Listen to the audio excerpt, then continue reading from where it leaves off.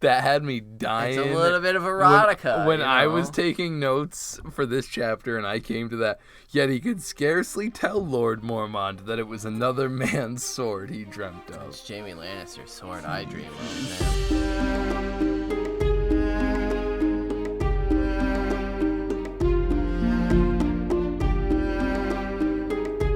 Hey everybody, and welcome to another episode of Brotherhood Without Manners, your favorite full spoiler reread podcast of George R.R. Martin's A Song of Ice and Fire series, starting with the Game of Thrones.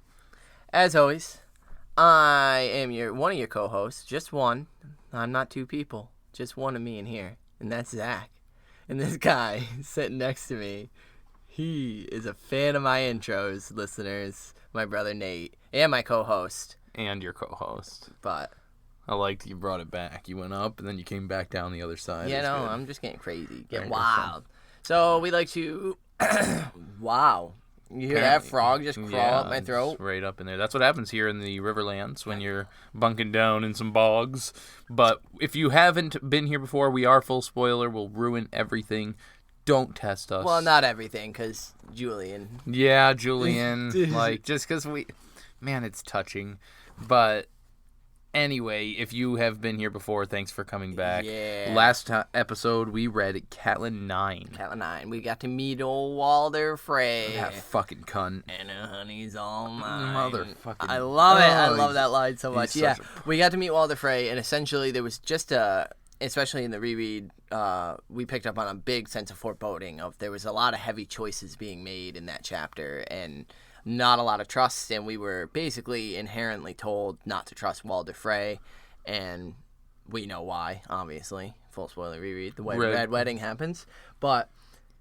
The Red Wedding is where Catelyn gets fucking killed. And Rob. Just making sure we're full spoiler. Yeah, just forget about the King in the North there. I don't want to be part spoiler, just full, so all in. Full nudity. And so, Walder Frey granted passage with some terms, of course. Arya's supposed to marry a Frey. That won't fucking happen. Rob's supposed to marry a Frey. That won't fucking happen. Rob is supposed to take a squire and give him a knighthood in time. I don't think that fucking happens. No. Big Walder, Little Walder go to Winterfell. That does fucking happen. But not for a bit here. So we ended that chapter with Rob splitting his army, Roose Bolton continuing down to engage Tywin, and Rob and Catelyn and the rest of his men going forth to River Run to help free Edmure Tully from Jaime Lannister's clutches. And so this episode, we're on Jon 8 up at the wall. Johnny boy! All in all, Jon's just another brick in the wall. We do not have the rights to that song. We are so getting sued. No, because it's Jon. It's not everyone else. Thank you. It's your own. It's your own thank creative, you, like you just gave me any praise. Validation. Yeah. Anyway, this chapter opens with last time with Jon. Last time on Jon Ball Z. He was put into jail time, because he attacked Alliser Thorne. Yo, he was gonna straight up dagger that motherfucker in the eyes with a fork, I think it was. No, a knife. He had his knife. Yeah. So, but right in the face, going fucking full ham, and it was because Thorne was giving him a bunch of shit because his father was a traitor in the eyes of the realm. Mm-hmm. And so then he was in his cell and got some weird feelings from his buddy Ghost. The goodest of boys was letting him know some shit was on. Yeah. So he followed Ghost up to the Lord Commander's Solar, where they were greeted by Other the Other. And I think that's stupid. Other the Other. Other the White. Who was reanimated. Yeah. And apparently on some sort of dedicated mission to assassinate the Lord Commander. Right. And Jon Snow intervened, at first unsuccessfully, and then discovering that fire maybe works. He dumbassedly grabs a thing of burning. No, I mean, in the moment, like, I'll give it to Jon. He grabs the drapes that were lit on fire and thrusts them upon the inconceivable creature. When you're first reading through, you actually don't really know the aftermath yet. Yes. Like, you pick up this Jon chapter kind of in the dark as far as Jon, and it opens with Mormont scowling, asking Jon Snow, "Are you well, Snow?" And the Raven picks up the cry, "Well, Well, Now, we do know, being full spoiler, just because I like to have some kind of idea of where the Context. fuck things Yeah. are going. This is the King's Tower at the wall. That's where the Lord Commander has now taken up residency because the top 2 floors were pretty charred out because of the fire. Understandably. yeah, essentially the Lord Commander's tower burned down. That's how people are describing it. It was only the top 2 floors, but those were Mormont and essentially Jon's apartments. Exactly. So it's fucked. So yeah, Mormont moved, and that's where they currently are. And Jon answers him, "I am, my lord." And he lies loudly as if that would make it more true. And he asks, "Are you?" And Mormont frowns, and he says, "A dead man tried to kill me. How well could one be after that?" And he says, "You do not look well, Snow. How is your hand?" Now, this is where we learn that the thrust into the drapes fucked his hand. Yeah, and this will stick with him for the rest of the series. Now, I think It it's will very be- funny because it's said here actually that Jon says it's healing and how bad it was burned. Yeah. He's got it wrapped in silk to the elbow, and at the time he felt nothing, but afterwards the agony. Which, I mean, if you've ever had a burn, a severe burn, I mean, really any kind of pain you or get injury. that, and you get that initial like, ah, shit, and then it Goes doesn't away. hit until like a couple seconds after, and then especially later on, a few hours later, it starts to really feel like and it so burns. I don't think I've personally had any major 3rd-degree burns or anything crazy like that. Me neither. So I can only imagine how bad those are when you've just crisped up your whole arm. Indeed. Anyway, so he also had giant blood blisters rising up between his fingers, big as roaches. Yeah. There was just, the skin was cracked and red and oozing, and it's just vile. But Maester Aemon says, "It'll scar, but it'll heal good as before.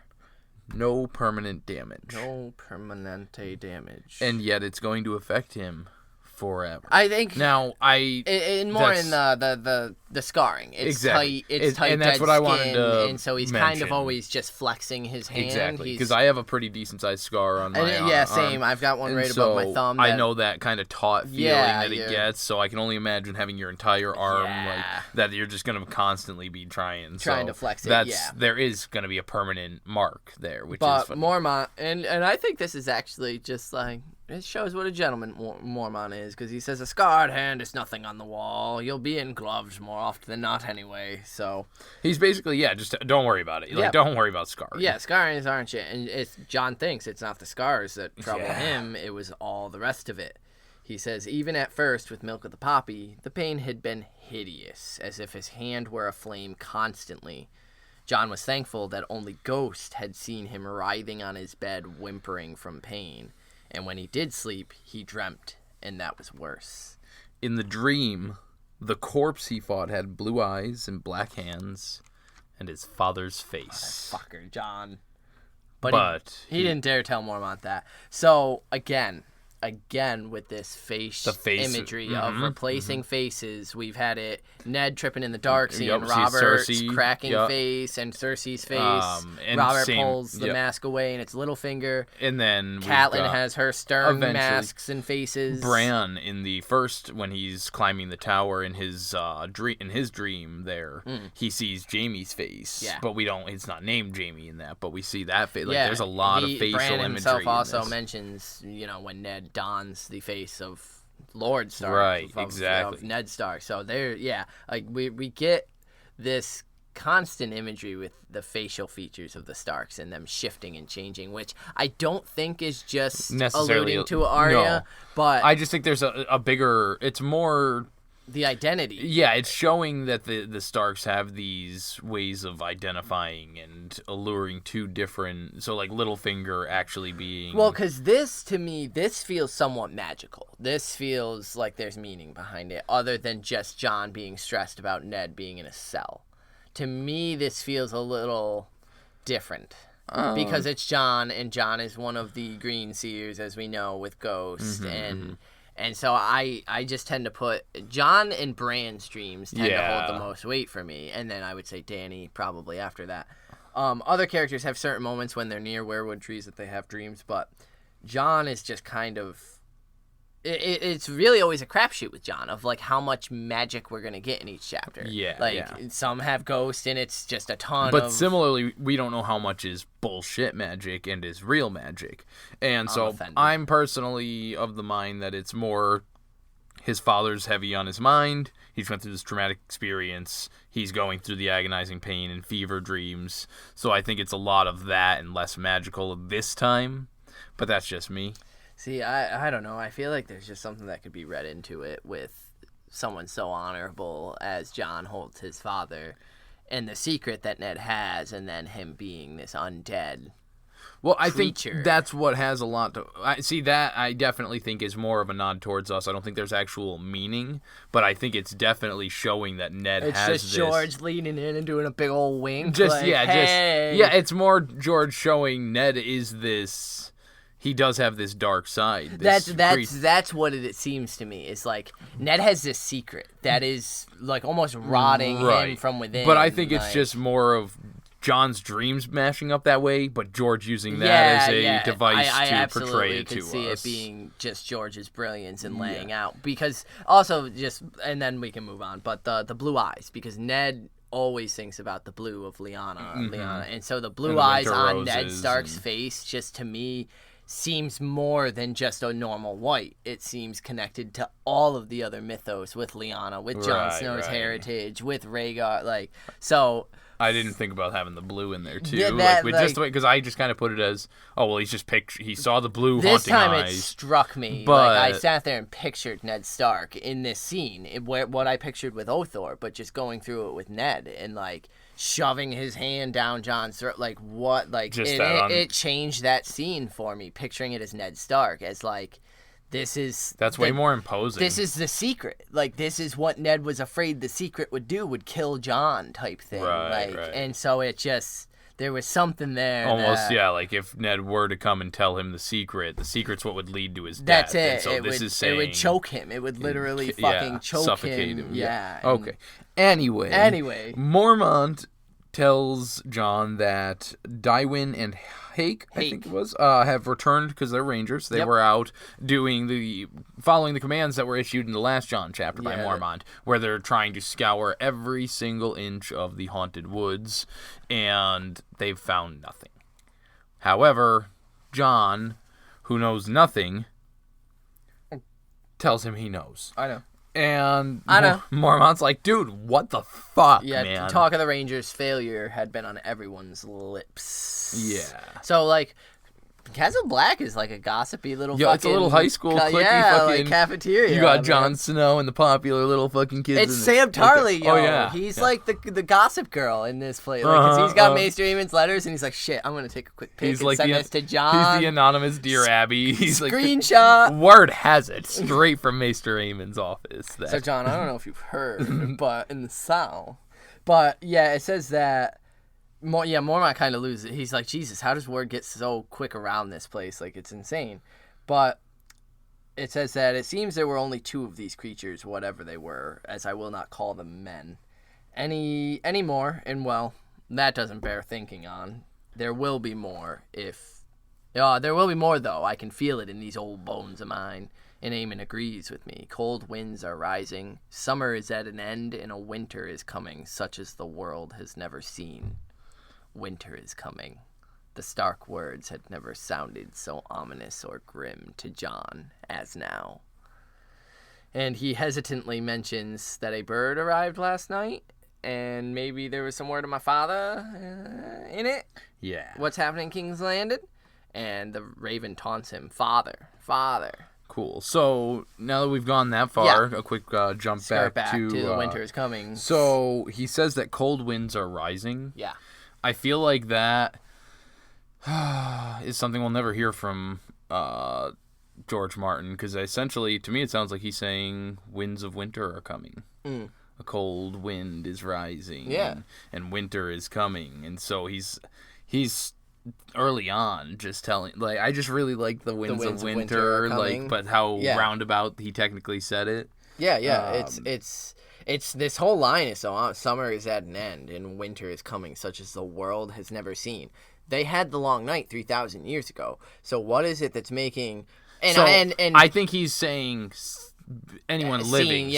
All that's the last time something like this has occurred. Nobody alive has seen this type of monstrosity of a Well, I don't know. Such as this world has never seen is pretty fucking... That's saying it's going to be something new that's never been experienced. I think that's, again, experienced by the people that are currently there. I think he's saying since back But it's still... We've been trusted, or given reason to trust that old Bear's words have weight. And so the fact that Aemon backs him and they both agree that, seems like shit's stirring up again and it's shitty. It just gives weight to the words. And then the winter is coming, the ominousness, especially with where the Stark family is at right now, with Ned in a cell about to lose his head, the Stark words are pretty ominous and grim now. So with the bird shouting father, which is funny because Mormont doesn't really want to be discussing Ned at all. No. And so the fact that the bird's bringing it, harping on it, because Jon thinks about it and then even asks, any news from my father? Yeah. I saw that there was a bird that had arrived yesterday and thought maybe...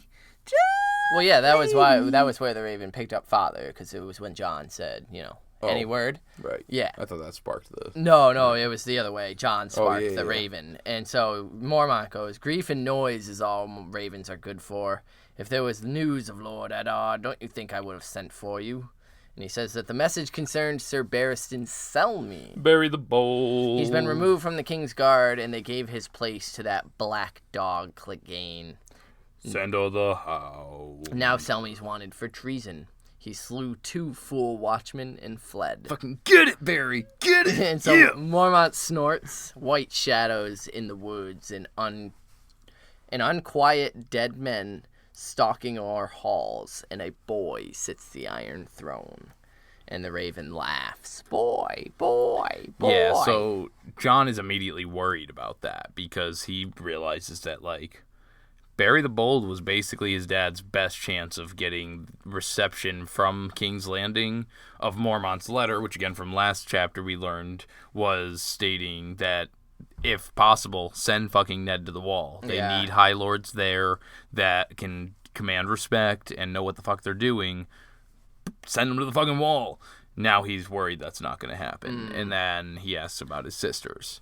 And fuck, really? There was no mention of Lord Eddard or the girls, and Mormont shrugs and says, maybe they didn't receive my letters. Maybe Pycelle denied not to reply. I fear at court... I fear we count for less than nothing in King's Landing. They tell us what they want us to know, and that's little enough. And you tell me what you want me to know, and that's less, Jon resentfully thinks. Robb had called... This is when we find out Jon knows what's happening.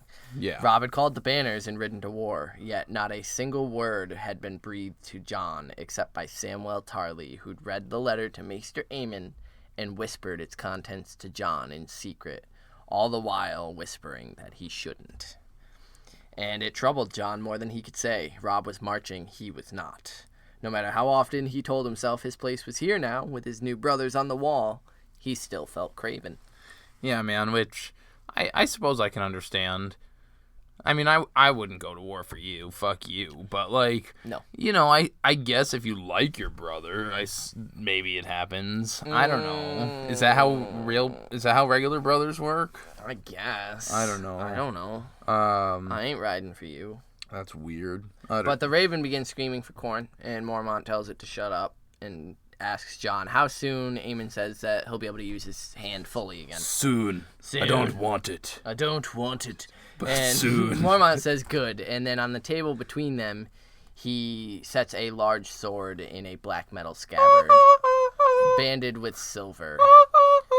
You'll be ready for this then. And the Raven lands on the table, head cocked, strutting toward the sword, and Jon has no idea what this means. Which is pretty dense. Yeah, come on, Jon. Hesitate. What's this mean, my lord? He says. So Mormont goes on. The fire melted the silver off the pommel and burnt the crossguard and grip. But you'd need a fire 100 times as hot to harm the blade.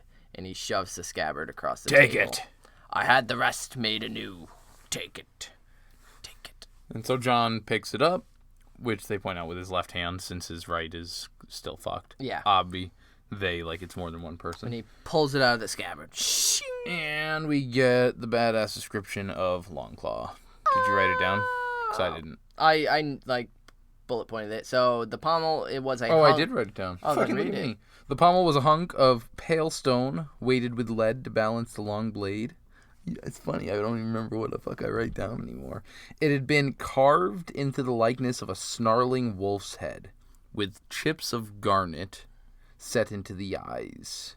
It's a bastard sword, hand and a half, which he's only really used to seeing his father's great sword, Ice, which is two-handed sword. A true Two-handed, yeah. So he mentioned that to his father, that that it's Valyrian steel. But before we get into their conversation, It seems lighter than the other blades he's used, though. And Jon is used to a single, normal, long sword. Yeah. And so this feels lighter than a long sword, but is a hand and a half sword. So Yeah. more steel, yet lighter, which is... So he recognizes it as the Valyrian steel. This is Valyrian steel. Now, we all know that it's carved into the likeness of Ghost. But I never really thought about it until now that Samwell Tarly had gone and bought garnets to have placed into the eyes. Yeah, Sam went down to Molly Town. And now, that's to again, it makes it more Ghost, because Ghost is Ghost with the red eyes and the white and all that. But I've also immediately, when I read garnets, was thinking of the red gemstones and Rhaegar. And so I kind of thought that it was neat that, I know it's not a ruby, but it's some connection to his father. That red gemstone and the wolf in this sword representing Rhaegar and Lyanna right here. Yeah, I circled the garnets too, because I thought the same thing. Yeah, it reminded me of the rubies as well with that. And for a minute I thought of glamours, and I'm like, what if Mormont just straight up made this sword hilt a dick and then just glamoured it so it looks like a wolf? Like the ultimate prank. He died. He went to his grave with that knowledge. Just one day the magic just the garnet's gonna fall out and it's just gonna be in the shape of a dick. And Jon's gonna be like, "Oh, Mormont, you fuck, you got me good, you son of a bitch." And so the old bear confirms it is. The Mormonts have carried this sword for centuries. My father owned it and his father before him. I wielded it in my day and passed it down to my son when I took the black. Which got me thinking, do we ever know why Mormont took the black? I was thinking the same thing. Because, I'd like to know that story. Was it willingly? Did he... I don't think he would have committed a crime. I don't know. I can't imagine this precious baby angel committing a crime. No, I don't know, because he seems fairly honorable and of the North and that's stuff. what I mean. I see him about on par with Ned. I don't see him doing anything wild. He even seems upset at Jorah and what Jorah did with the slave poachers. Okay, so... Oh, all right. He chose to go to the Wall because he thought it was time for Jorah to take over as Lord of Bear Mountain. Yeah, he just... So he's like, it made sense as Jorah was at a high point in his life, so the old bear goes to the Wall content with life. Oh, he don't give a fuck. He just handles... He walked in there, fucking air horns. What up, bitches? Yeah, your Lord Commander's here. I'm successful as fuck. This is just something I'm doing. I just said, fuck it. What haven't I done? Oh, let's go check out the Wall. Lord Commander. Jon is absolutely fucking shocked that he's being given the blade of this guy's son. Yeah. He's like, this... he starts to even say, your son, the fuck. My son brought dishonor to House Mormont, but had the grace to leave the sword when he fled. My sister returned it to me, but the sight of it reminded me of Jorah's shame, so I put it aside until we found it in the ashes of my bedchamber. The original pommel was a bear, but I thought a white wolf more apt for you. And so Jon thinks that when he was Bran's age...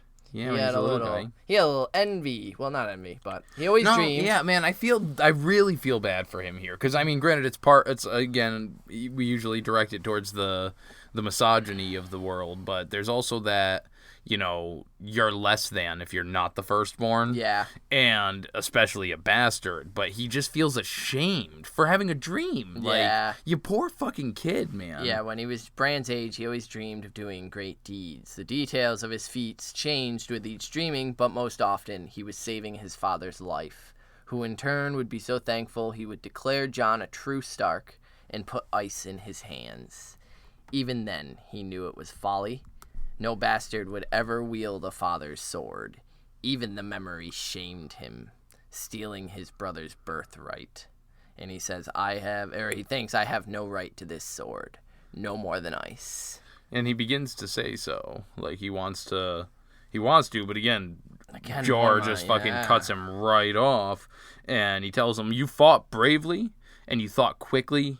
You've earned this sword. Yeah. Like... And then he kind of ruminates, because he goes, fire, damn it, we ought to have known. Yeah. We ought to have remembered. The long night came before. 8,000 years is a good while, but if the Night's Watch doesn't remember, who will? Right, and so that's why... Who will? That line is what made me think that when he was saying earlier that he's likes the world has never seen.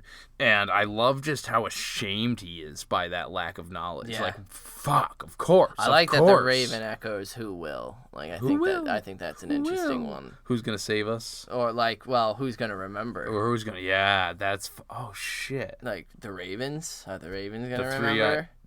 Brendan Rivers. And so the gods it says that the gods had heard Jon's prayer that night. The fire had caught in the dead man's clothing and consumed him as if his flesh were candle wax and his bones old dry wood. Jon need only close his eyes to see it staggering about the solar, flailing at the flames. It was a face that haunted him. It was the face that haunted him most, surrounded by a nimbus of fire, the flesh melting away, sloughing off the skull to reveal the bone beneath. Hell yeah. Nimbus! Damn it. I couldn't help it. Anyway, that is a haunting image. Now, we didn't... You heard it here first, folks. We didn't get the description until now of what actually occurred. Yeah. That's how the chapter ended with the last one, with Jon plunging the fire into this thing's face. Now, it says that the eyes liquefy and like jelly, like jelly down the face. If you've ever seen, there's like videos of like fast time of like the melting off of the face of the skeleton. I picture that, but like scary as fuck because it's running around on fire in front of you. Yeah. And yeah, man, fuck, that's scary as shit. Yeah, it goes on. It says, whatever demonic force had moved Othor had been driven out by the flames, yet in his nightmare he faced it again. This time, the burning corpse wore Lord Eddard's features. It was his father's skin that blackened and burst, his eyes that ran liquid down his cheeks.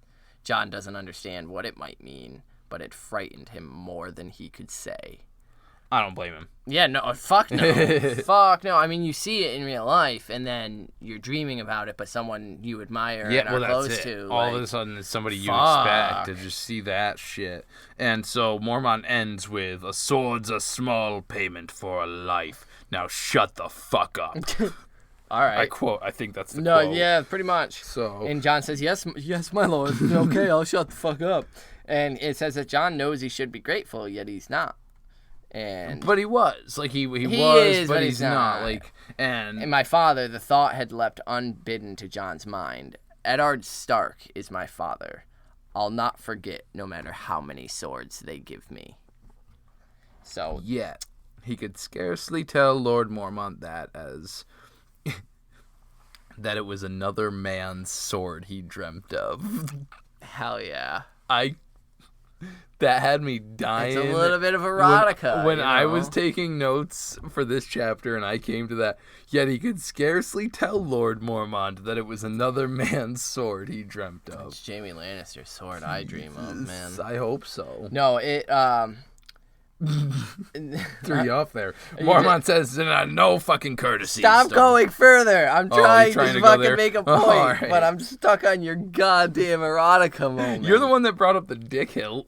That's true. But never mind. He says, I'll not forget. Eddard Stark is my father. I'll not forget, no matter how many swords they give me. I think that's going to be important come Jon's last fucking chapter, where he finds out his lineage, and I'm not going to forget that Lord Eddard was my father in true. No matter what. No matter what. Because once it's revealed to Jon, he's going to realize, like, yeah, he didn't tell me who my mother was, but now I understand why. And so it's going to be that Harry Potter Snape moment of just that post-mortem rush of gratitude of like, fuck, this dude did all of this for me type of thing. So I just thought that line is super important for Jon's arc. But yeah, he wants no Mormont wants no courtesies either. So thank me, no thanks, which I love, and I'm gonna start saying. Thank me, no thanks. Honor the steel with deeds, not words. And Jon nods and asks if it has a name. Longclaw, it was called. And Jon says Longclaw is an apt name. Yeah, Jon basically breaks it down that both wolves, based on an anatomical book I read at Winterfell. Now, wolves have claws. Stick with us here. No, I double checked with Aemon. Bears do too. Shit. Both of them have claws. Luck of the draw. And sometimes they're both long. Mormont seemed pleased by that. Mormont will remember that. Saying that Jon will want to work at his two-handed strikes, but Sir Andrew can show him some moves once his burns are healed. Not to keep going off topic, but all I pictured was him leveling up his two-handed weapon skill. Like, he needs to train, he needs to practice, and just go whack at some stuff. So Jon doesn't recognize the name. So yes, Andrew. Sir Andrew Toth, a good man. He's on his way from the Shadow Tower to assume duties of Maester-at-Arms. So there's more to that sentence, but we're going to stop real quick. Because Tarth. Yes, Sir Andrew Tarth. Now, I don't know the relationship here. I didn't look it up because I'm an asshole and I don't do my homework before my episode recording. But I would imagine he's related to Brienne. I firstly like that he is the person that is second chosen after Alliser Thorne to be the Maester-at-Arms and teach the new recruits how to fight and shit, which shows that he has an aptitude for combat. Somebody else with the last name Tarth. I was always just wondering if this was like the Maester-at-Arms that sort of refused to train Brienne. Yeah, right. And so, that's kind of what I think is implied. Well, obviously a reread is implied that, this motherfucker was probably the one who Brienne wanted to train with or attempted to. And I'm pretty sure when we get some of her stuff in Feast, when she starts getting close to people around Tarth, she starts talking about that time. Yeah, I suppose if you move forward with a little bit, I'll see what the relationship is there. Wow. But, we also learn here that Sir Alliser Thorne left yestermorn for Eastwatch by the sea, which is dope news. And, relationship unknown. Relationship unknown? Yeah. Oh, shit. Sir Maester-at-Arms at Castle Black, House Tarth, Night's Watch, but it's just, his relation to Lord Selwyn Tarth of Evanfall is unknown.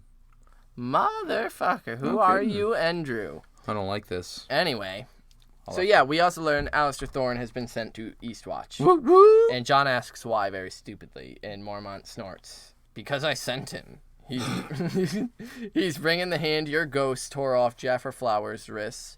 I've commanded him to take ship for King's Landing and lay it before this boy king. That should get Joffrey's attention. As well, it puts 1,000 leagues twixt you and him without it seeming a rebuke. Yeah, not to mention, Thorne is well suited for this kind of a journey. He's a knight. He's fairly well renowned. He's known. He has some friends down in King's Landing.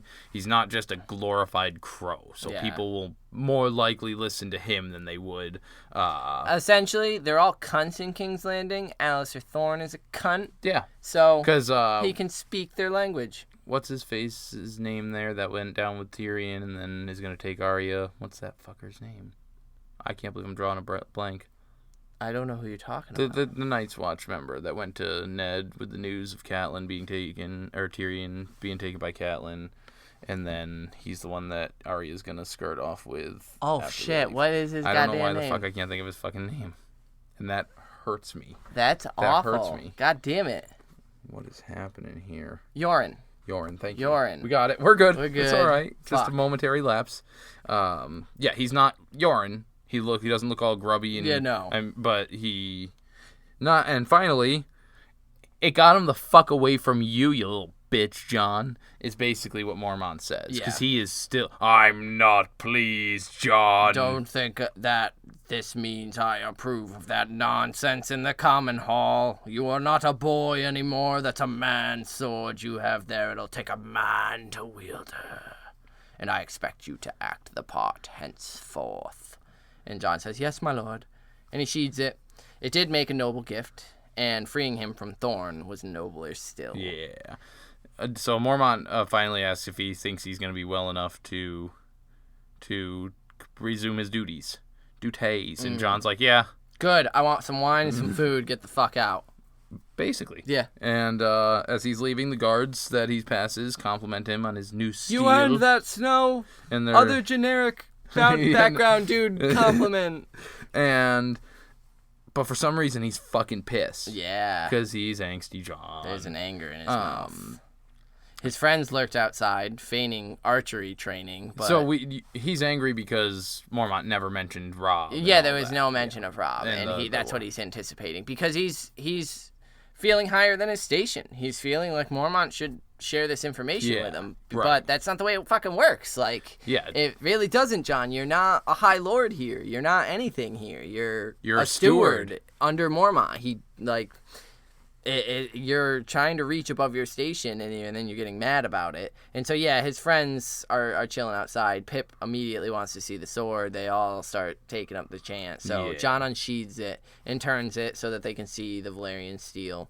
And Jon is trying to seem as pleased and proud as he ought to, but he's still just being angsty Jon. And we learned that all of his friends had a little part in having it fixed and refurbished and done up. You know, I think...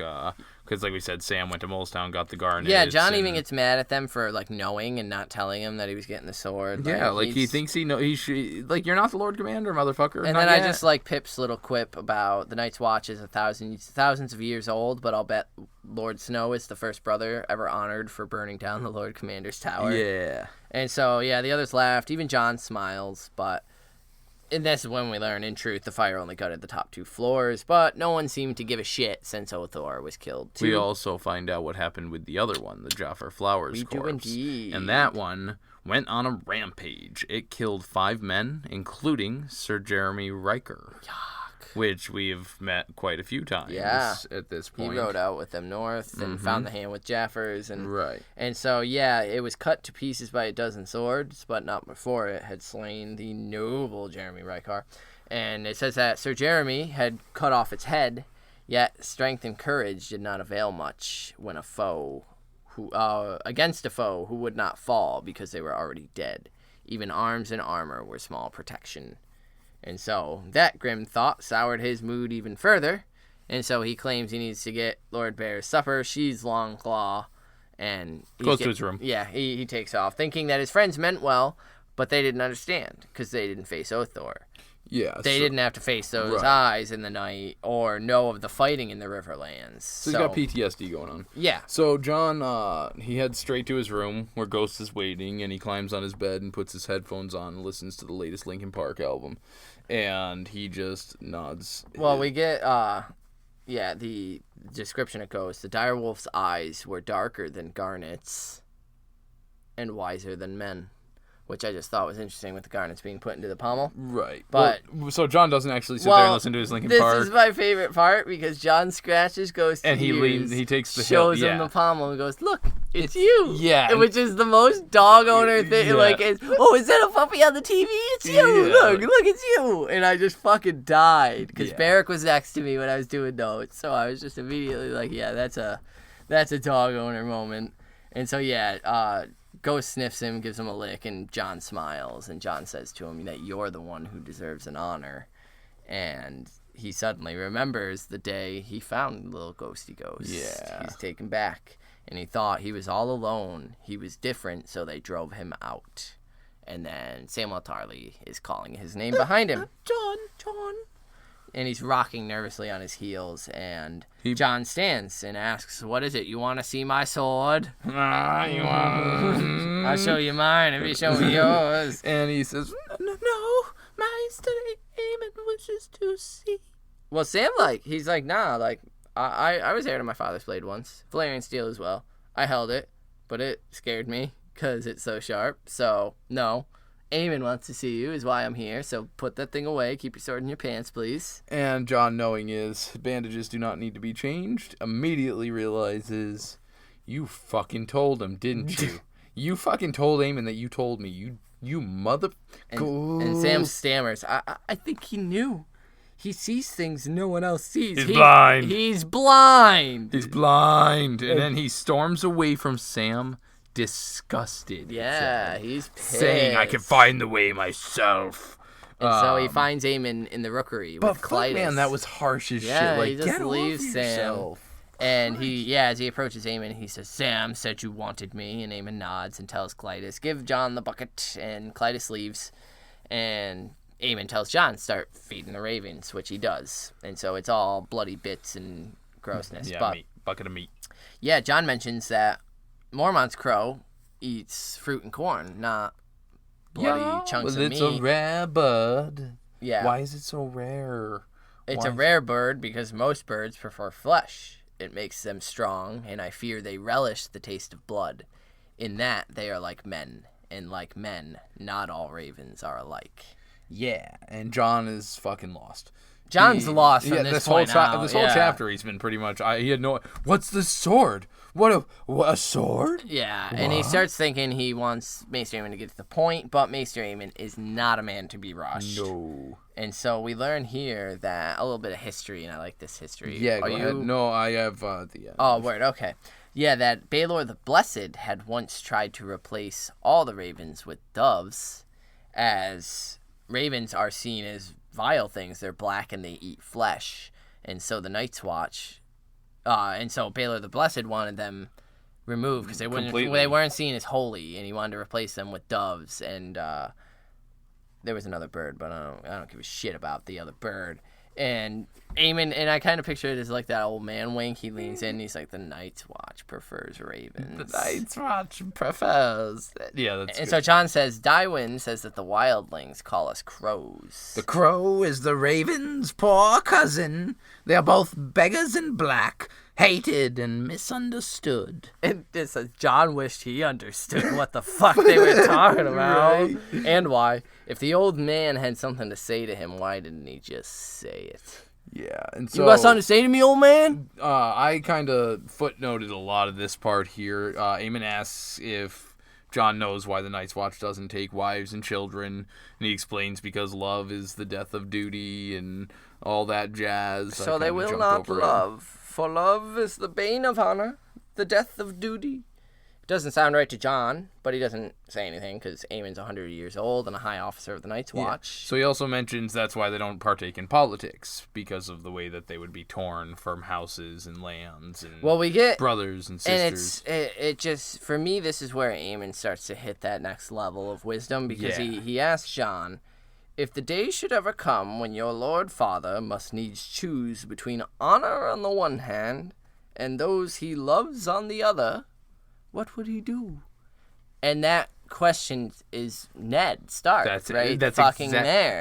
When I read that, I was like, does Aemon fucking know? Like, that's it. Like, it feels like he's saying, do you understand that you're Rhaegar and Lyanna's son, and your father lied to protect you, the person he like he so directly was just like, and Jon hesitates, wanting to say that Lord Eddard would never dishonor himself, but a small, sly voice reminds him that he fathered a bastard.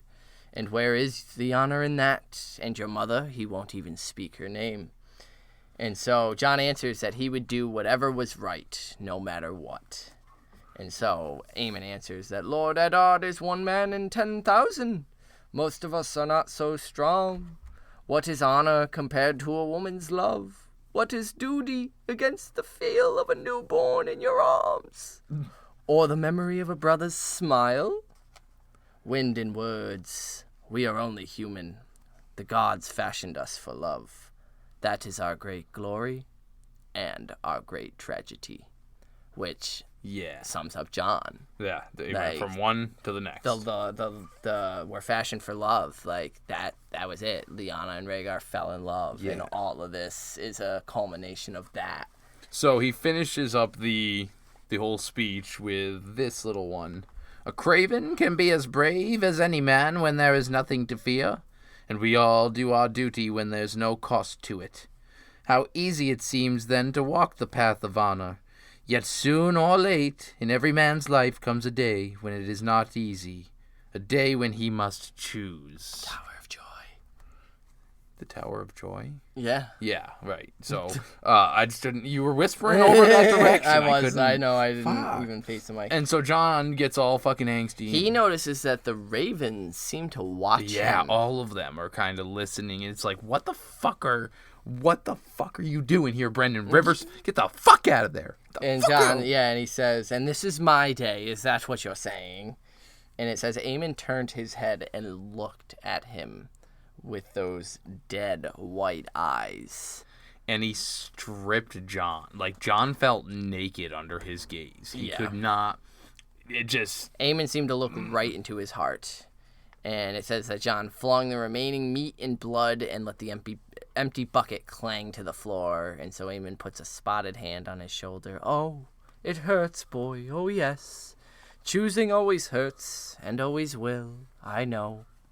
Jon, you don't know. You don't know anything. You don't know what I've been hate through. it here. And so he's like, I'm a bastard, and you don't know what that's like. And but he's still my father. And Aemon sighs. Yeah. Is this... Not yet. No, not yet. Okay, so he says, have you heard nothing I've told you, Jon? Yeah, Aemon is like, bruh, have you listened to anything I've said at all? Pretty much. You think we are the first? 3 times the gods saw fit to test my vows. Once when I was a boy, once in the fullness of my manhood, and once when I had grown old, too frail to do anything. My ravens would bring word from the south. The ruin of my house, the death of my kin. What could I have done? Old, blind, frail. It grieved me to sit forgotten as they cut down my brother's poor grandson, and his son, and even the little children. And Jon is shocked to see some tears in his eyes. And he's like, dude, who the fuck are you, man? He asks in almost dread. He's almost terrified of this answer because he's getting that, like, oh shit, this guy is somebody. This is a like, somebody. holy shit. Like, and is this your part? No, now? I'm just doing the very last paragraph because I didn't feel like writing that. A smile quivered on the ancient lips. Only a maester of the citadel, bound in service to Castle Black in the night's watch. My order puts aside the names of our houses when we don the collar. My father was Maekar, first of his name. My brother Aegon reigned after him in my stead. My grandfather named me for Prince Aemon the Dragon Knight, who was his uncle or father, depending on which tale you believe. Aemon, he called me. Aemon Targaryen. Jon's shocked as shit. Yeah, Jon's like, oh shit, plot twist. And so, yeah, I just didn't write down the last paragraph because I wanted to read this one for sure. And he said, once. So you see, Jon, I do know. And knowing, I will not tell you to stay or go. You must make that choice yourself and live with it all the rest of your days, as I have. I leaned in nice and close for that, too. Yeah, you're creepy. And that's the fucking end of Aemon's chapter. Oh, man. Aemon with the bomb at the end, man. Yeah. He just... I mean, what a better way, though, to teach Jon the lesson that... Don't judge me. Don't look at my notebook. To teach Jon that lesson of, like, I literally watched the entire desolation of my house. Like, yeah. And I saw my my grandnieces just get slaughtered. And I was someone who abstained from being king. Like, I could have been king, and I chose not to. And then I had to live with that decision and the fact that then my house was slaughtered. And, yeah, your family's going to war, which sucks, but, like, perspective, bro. Yeah. And no, like, you're the only one. That's it. It's like, you don't know. See, this is how you know Rob and Jon are brothers, though. That's not the worst of it. Not Father's the worst. leg is broken. Fuck you, Rob. Anyway, you got an inductee? Aemon. I gotta give it to Aemon. I know it's How the can you easy not? way out, but like somebody's got to do it. I'll get it out of the way. Aemon. Excellent. Aemon for being a Targaryen. For being fucking Aemon. For being fucking the all-seeing, all-knowing master. The fucking... I'll never get over the line of his with if the day should ever come when your Lord Father has to choose, because it it's like Aemon might as well just be like, oh yeah, Rhaegar's your father, Lyanna's Right, your mother, yeah, and you man, are a like, Targaryen. I swear So, he like, knows. We're just gonna skip all the bullshit, right?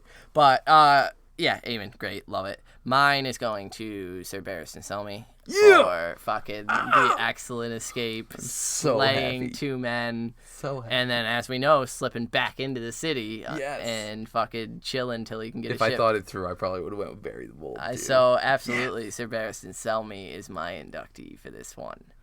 All right. And so we do have an inductee and a couple shout-outs for this episode. Yeah. So first we'll get the inductee is from our great friend from France, Julian. And he's fucking me all up because he's speaking Spanish here. So, hola, amigos. I hope you guys are doing fine. We're doing great, Julian. We're hoping you're doing great as well. So what he has to say is what a nice chapter this Jon 8 is. Great conversations between him and both Mormont and Maester Aemon. Master Aemon. I know, right? All the sexual tension, yo. As usually in his chapters, I like how deep into his feelings we get, even if it's often teenage crap for now. Yeah. Yeah, but we get that deep understanding of who he is and who he's going to grow into from that. So, agreed. I don't want it. I sincerely hope Aemon Targaryen Correct. once will be picked up by someone as he's dropping some mighty wisdom to Jon. Yeah, I got Nate you inducted there. him. The love is the death of duty weighs a lot when we remember the last episode of the TV show when Excellent. Jon and Tyrion reverse that phrase into duty is the death of love. Do you think George Martin will make use of it again too? I definitely feel like that line is super significant. Yeah, I'm pretty sure it'll come up, if not in that same way. And I agree. I think that was a fun switch on the words I thought by that the was brilliant, showrunners. yeah. So I agree there. I love that scene. So finally, his inductee is going to be the best one of this week, Mormont's Raven. Ooh. Boy. Oh, I want to read more about that intriguing bird. Have a good weekend over there, Valar de Harris. Thank you, Julian, for writing Valar in. de Harris. I agree. I'm super excited to be learning more about the bird as we go through it with the reread because we've got that more analytical look at the shit he's saying, man, and what's going on. And then I also liked, as you pointed out, and to tie into the ravens that Jon was feeding, just staring intently as if they were During listening. this conversation. This conversation of all of them. Yeah, so Julian, thank you as always. We always that. appreciate that. We also, not an inductee, but we did get an email, and we just want to shout you out real quick. But we got an email from our buddy Sid, Sid has been a long-time listener with us, and we appreciate him writing in. And he said that he had just finished listening to the Call Bell episode. Yeah. More Call Bell. Which was such a blast for us to record. We had such a good time that night. I will never forget recording that episode because that joke was killing me all day. And so he says the whole part about Dany worried that Viserys might get hurt while looking for sellswords in Vaes Dothrak. And Jorah replying to Dany with his mouth full made me laugh out loud. So anytime we can get anybody laughing along with us, that's our goal. We hope that our goofy nonsense does somewhat come off more funny than annoying. And so... Yeah, we're thrilled you let us know, because that part cracks us up still. Yeah, we're in Vaes Dothrak. Great, thank you so much for thanks, Sid. We always love hearing from you guys, even if it's not inductees, just letting us know where you're at. And finally, we also want to call out to our Hell new yeah, friend. we do. So I might murder it. It's spelled a little different. Teresa, I think is how it is. Teresa. If not, I'm super sorry for butchering it. Yeah, let us know if we butchered it. Thank you for subscribing to our Patreon. Hey! We really hope you enjoy the Mercy and Theon chapters. We are working on Victarion next. It's going to be hitting you soon. Very soon. So look out for that one. And we're working on some of the other semantics to get your other benefits there. But again, thank you so much. Yeah, we're excited. And we're excited to start interacting with you on a Patreon level. Because we've got a lot of fun ideas for Patreon coming out. It's going to be sweet. You, as well as being one of our first higher tier subscribers, you'll also sort of be our little guinea pig to see what kind of content we want to release on Patreon. So we're excited to have you enjoy those 2 episodes. We've got another one coming at you very, very soon. And if you would like to be like Teresa and have some awesome bonus content, check out our Patreon, patreon.com/withoutmanners. You can also find us through our Gmail, Without Manners Brotherhood at gmail.com. I'm on Instagram at Manners Without and Twitter at Manners Without. Zach is on Twitter at Carstark92. And we finally have our Facebook page, facebook.com/Brotherhood Podcast. If you are a subscriber to Patreon, you get access to our private Facebook group. That's where we can just chat regularly, throw out some just questions, see what you guys are thinking, what you want. Just a more direct line to us. Indeed. Hit us up. Let us know if you got inductees. You threw out our Patreon link? Yeah? I did, yeah. Okay, that was the first one. So coolsies. next chapter we will be reading is Dany 7. And it's going to be legit. I am a little bit obsessed with this chapter. I really, really enjoyed every second of noting this one. Outstanding. And so we get to meet some Miri Maester. Yes. Maester. So there's going to be some sick ass shit. And then Oh my we've god, got it's some, Miri Maester. We've got some we've got some sweet things that we noticed this time that we didn't really always pick up on the first read. And so we're we've excited. already got some inductees for it. Yeah, so so we keep sending them appreciate you in. guys. You guys are awesome. We're having so much fun. We're going to keep having fun. We're going to keep this gravy train rolling. And last note, the next Jon episode that we will be doing, Jon 9, will be Jon Snow's last chapter in A Game of Thrones. So be prepared for that. Which is not coming up for a little bit yet, but we just wanted to shout that out that Let Jon you know. only has one more. Let and you so know. next week, not next week, god damn it. Next episode, episode. join us for Dany 7. Until then, Valor to Harris. Peace.